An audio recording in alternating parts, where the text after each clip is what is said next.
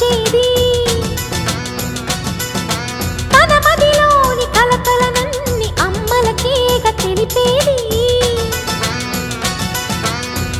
నెలతలే లేకుంటే దేవుడికి నెలవేది భక్తులే రాకుంటే గుడికి ఇక వెలుగేది దయతోటి కుంకుమ పూలు అక్షింతలు మనమంతా ఇవ్వాలి తన తాళి నిలపాలి తాళి కాచి ముత్తైదా ఎల్ల